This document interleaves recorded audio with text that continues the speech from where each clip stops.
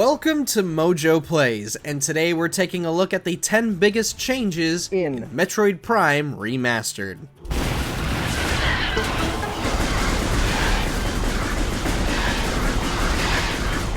For this list, we're looking at some of the major changes in Metroid Prime between its original version, Wii port, and the Switch remaster. Assuming you're playing it, how are you liking Metroid Prime Remastered? Personally, I'm over the moon about this. I love this game. It's great. But let us know down in the comments what you think, and I will see you there.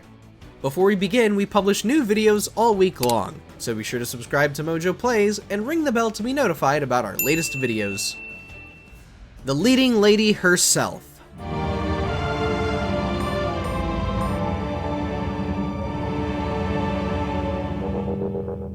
One of the very first observations we made is just how different Samus looks this time around. Her older character model in the GameCube and Wii versions of Metroid Prime was already impressive with the amount of detail on display. The suit looked like it could be a real thing thanks to the cohesive structure and plating placement. It honestly still holds up today. The remaster, on the other hand, makes the suit less glossy, letting us appreciate some of the finer details while allowing the color to pop a bit more.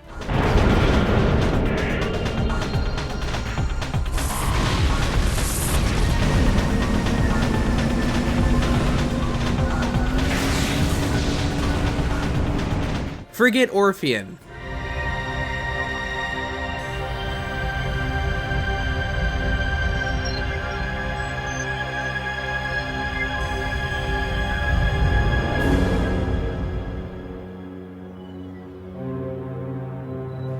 When looking at our older footage of our own Metroid Prime playthrough, we immediately noticed just how different Frigate Orpheon looks. This is where the phrase, "it's practically a remake," has some merit. Our opening level boasts a lot more detail this time around. While the geometry is generally the same, the frigate now has additional features to show that it isn't just made of blocks and cylinders. There are control panels, vents, additional plating, frames around structures that would need it, and the streams of light emanating from the front no longer come off super angular.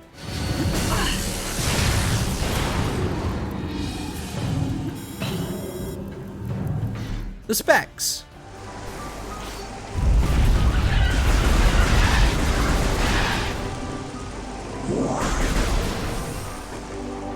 From the get-go, you'll notice just how fantastic Metroid Prime Remastered looks. Indeed, it looks as if Nintendo has finally entered the age of Ultra HD and 60 frames per second. Unfortunately, that isn't exactly the case. When docked, the game only renders at 900p. That's still a big step up from the original game's 480p, but considering how old both the GameCube and the Wii are, we were really hoping the Switch could at least adhere to the standard 1080p for this. We're just glad the game runs at 60 FPS just like it did back then. Plus, it maintains a smooth frame rate even in handheld mode.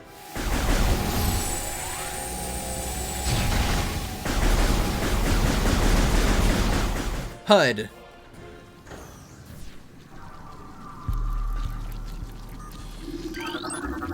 Recorded to logbook.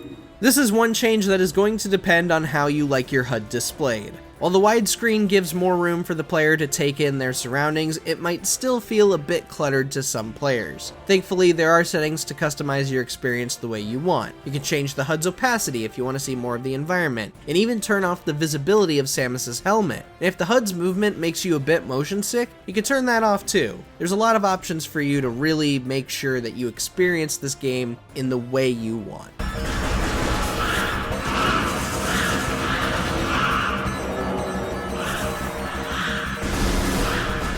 Difficulty.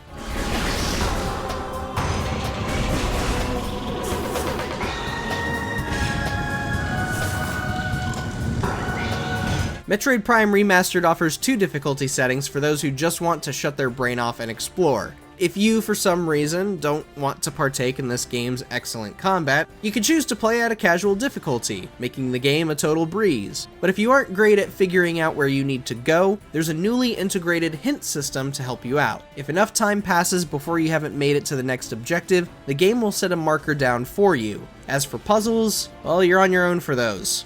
Either that, or you pull up a YouTube video like everybody else.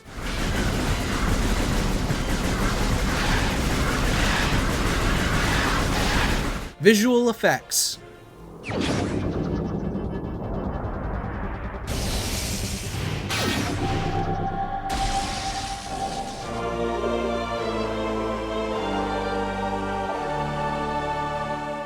No, we're not about to get into the super obvious, oh look, graphics better spiel. An interesting piece of the remaster is how some visual effects are different from the original. Let's go back to Frigate Orphean once more. In the opening shots, you'll notice a lot of light beaming in the background, and Talon 4 is glowing quite a bit for some reason. The remaster cranks this down a notch and offers not just a more realistic skybox, but also more visual clarity. On top of that, elements like electricity and fire will light up their surroundings in a proper way as they would in real life. It all adds more immersion to the game than the original iterations did.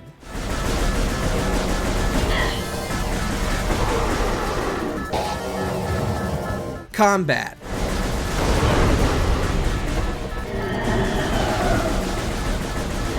Of course, combat has remained largely the same, yet there is one little detail we want to point out: the reticle. Yes, this sounds uninteresting, but we're not talking about the shape or whatever, just bear with us for a second. No, what you have is essentially a form of aim assistance outside of the lock-on mechanic. In case you have trouble seeing an enemy or an object you can shoot at, you will now be given a 3-pronged reticle pointing out the enemy or object that you can lock onto. It certainly helps when trying to spot things if you have trouble finding stuff from a distance, especially if you're playing in handheld mode.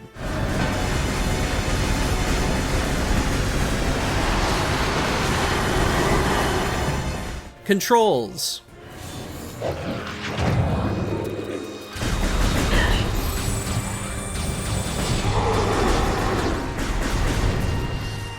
Metroid Prime Remastered comes with 4 different control schemes to satisfy both new and returning players. By default, you will be set to dual stick controls, which modernizes the experience by assigning one analog to movement and the other to camera. If you're more familiar with the original, you can set the controls to classic and relive the GameCube days. For those who experienced Metroid Prime on Wii through the Trilogy Collection, you can set the controls to pointer and play that way. And if for whatever reason you want a weird blend of both the GameCube and the Wii controls, well, go for it. There's a hybrid control scheme there too. I ain't touching it, but more power to you if you want that.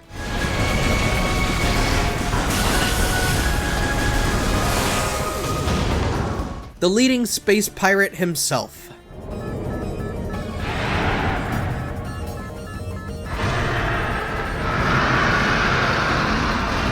Who could ever forget the epic introduction of Meta Ridley? This is easily the best moment in the early parts of the game, and it is even better in the Switch remaster. As with the aforementioned visual effects, lighting has been reeled back to make for a clearer picture without sacrificing spectacle and vibrancy. Meta Ridley himself has gotten a serious makeover too. Overall, his look hasn't changed, but now you can see more details in his mechanical parts. You can see where his flesh meets with his armor plating, and he's gotten some additional parts that light up, making him look all the more menacing.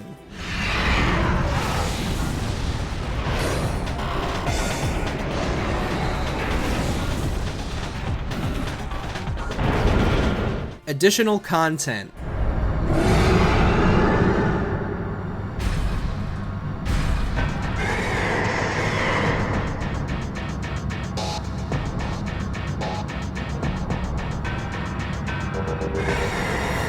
Of course, no remaster is complete without a sweet bag of goodies to celebrate the game. Nintendo has already revealed that you can unlock concept art from both the original Metroid Prime's development as well as the remaster's development. However, there is another treat hidden in the audio settings. Turning on narration will trigger special versions of cutscenes that only existed in the European and Japanese versions of Metroid Prime. Silence is golden to some, but to us, having narration turned on is like experiencing this gem for the first time all over again.